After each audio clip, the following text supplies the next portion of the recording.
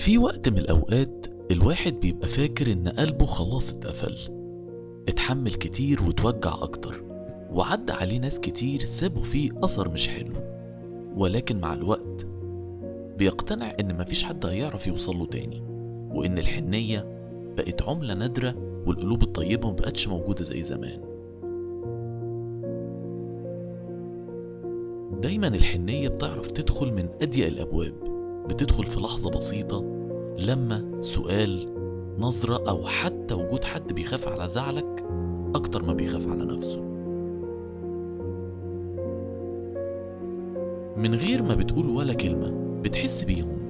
ناس قلوبها بيضة ونقية وفيها دفى غريب، كأنك قاعد في حضن الأمان نفسه. ناس ما فيهاش غش، ما فيهاش تصنع، ما فيهاش أي شروط ولا مصالح. حنيتهم بتطبطب على جرحك من غير ما بتطلب، ووجودهم لوحده كفاية يخليك تنسى أي تعب ووجع.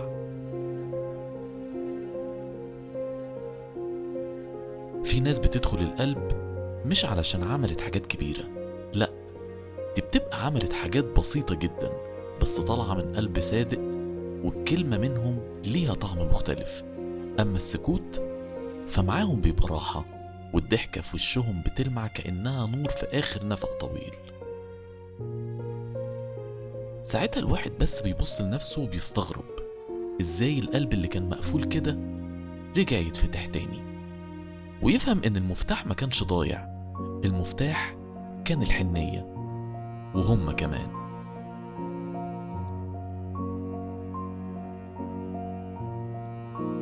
الواحد بيقفل على قلبه بإيده، ما بيبقاش غصب عنه، ولكن بعد ما بيتعب من الناس ومن الوجع ومن الكسفة والكسرة اللي بتيجي من أقرب حد، وبيبقى دايما بعديها القلب متعلم درس قاسي قوي، حافظ كويس إن الطيبة بتوجع، وإن اللي بيتعلق بيتكسر، واللي يدي من قلبه دايما بيرجع فاضي. بس على قد ما الدنيا دي فيها وجع، فيها برضو ناس شبه الطي، ناس بتمشي على الأرض خفيفة كأنها طبطبة من ربنا، بيظهروا فجأة ومن غير مقدمات ومن غير أي كلام كتير، بيكونوا دايما موجودين، وجودهم لوحده أمان لينا.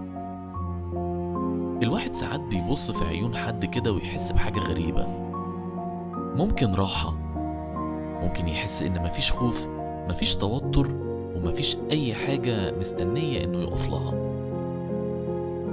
في ناس حنيتهم مش بس في كلامهم، ولكن دي في تصرفاتهم وفي طريقتهم وهم بيهتموا بينا، في خوفهم الحقيقي علينا، وفي لمستهم اللي دايما فيها دفى. حتى في سكوتهم دايما بيبقى فيه سلام، وضحكتهم دايما بتهدي قلوبنا.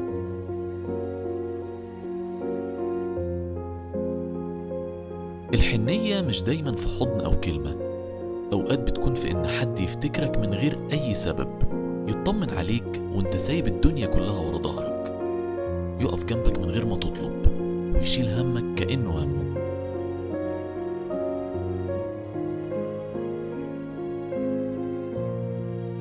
القلب اللي كان شايل ومقفول بيبتدي يهدى، الجرح اللي كان عامل زي النار بيبرد، مش عشان الحياة بقت أرحم وأخف، لكن عشان ظهر فيها ناس قلبهم أبيض ونضيف، لسه الحقد ما شوهوش ولا لعب في الزمن.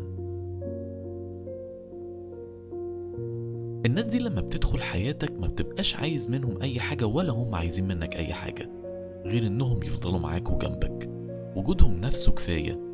بتلاقي نفسك بتضحك من غير ما تعرف ليه، وبتطمن من غير ما حد يقولك إن أنت في أمان. وهنا القلب اللي كنت فاكر إنه مات بيرجع يدق، مش بس بسرعة ولكن كمان بثقة.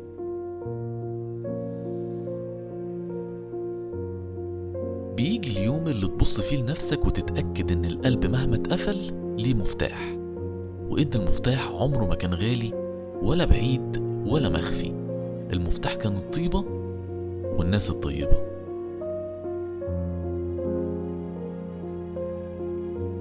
بيجي على الواحد لحظة بيقرر فيها إنه يقفل على قلبه، يقفله كويس بمفتاح ويرمي المفتاح بعيد، مش علشان هو شخص قاسي ولا علشان قلبه مات، ولكن علشان قلبه تعب تعب من اللي بيحبهم ومشيوا، أو من اللي بيعدوا عليه ويكسروا فيه ويمشوا كأنهم ما عملوش أي حاجة.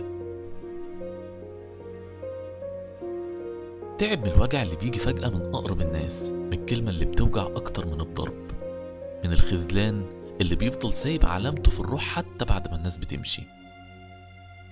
ومع الوقت بيقنع نفسه إن كده أحسن وأفضل، وإن الأمان في البعد، وإن مفيش حد يستاهل يدخل جوه تاني.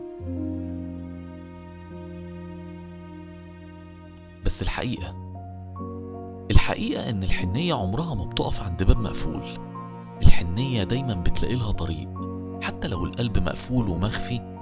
بيجي حد من غير ما يحاول، من غير ما يتصنع، يلاقي المفتاح مش عشان بيدور عليه، هو بس بيكون بني آدم طيب حقيقي وقلبه نضيف. وجوده في حياتك ما بيبقاش بدوشة، ما بيجيش بصوت عالي، ولكن بيجي في الهادي، زي نسمة في عز الحر، زي ضحكة بسيطة وانت مش متوقع انك تضحك. الناس دي مش كتير، لكن لما بيظهروا بيبدلوا شكل الدنيا قدامنا وفي عينينا، بيخلونا نكتشف ان في حاجات بسيطة بس تأثيرها كبير قوي. زي سؤال بسيط عامل ايه، زي كلمة خد بالك من نفسك، وهي طالعة كده من جواه بدون اي خوف، ولكنها طالعة حقيقية، مش مجاملة، ولكنها لمسة ودعوة من القلب. حاجات صغيرة قوي بس بتعمل جوه القلب حاجات كتير، زي لما تكون بتغرق ويجيلك طوق نجاة من غير ما تطلبه، زي لما تكون تايه وحد يقولك أنا هنا ومش ناوي أسيبك أبدا.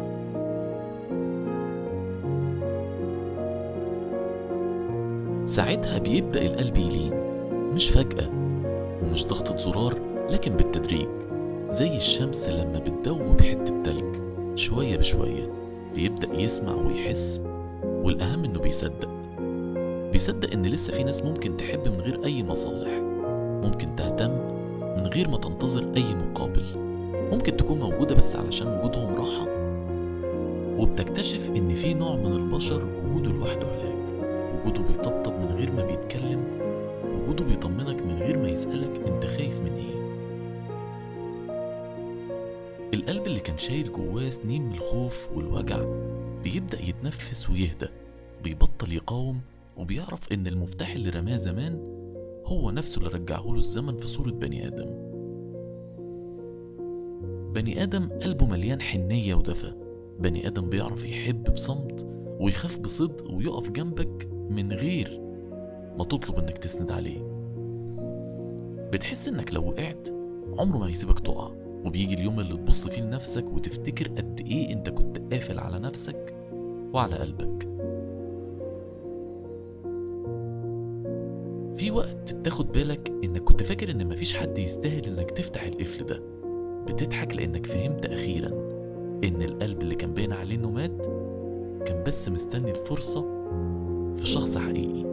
أما بالنسبة للمفتاح، فالمفتاح كان الطيبة والحنية والقلب الأبيض والناس اللي تستاهل.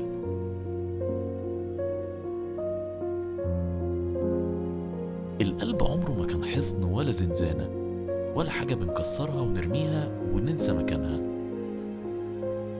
القلب عبارة عن كائن حساس، بيتأثر وبيضعف، ولكن كمان بيعرف يداوي نفسه، ولكن مش لوحده.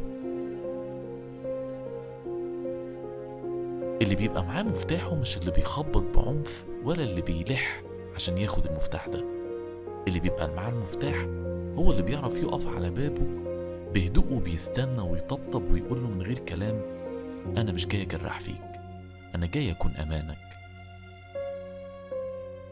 ساعتها بيحصل السحر، القلب بيفتح والنور بيدخل والوجع بيهدى، وساعتها بتعرف إن مش كل اللي دخل حياتك دخل علشان يعلم على حياتك. في ناس دخلت عشان تلم وتداوي. الطيبة عمرها ما كانت ضعف، والحنية مش سذاجة، ولكنهم مفاتيح لسه بتفتح بيها القلوب الحقيقية النظيفة. كل قلب مهما اتقفل ليه مفتاح، والمفتاح دايما في قلب تاني زيه أبيض وحنين وصادق وكله طيبة. أنا محمد حلمي، وأنت كنت بتسمع حلقة من حلقات بودكاست غاوي حكاوي.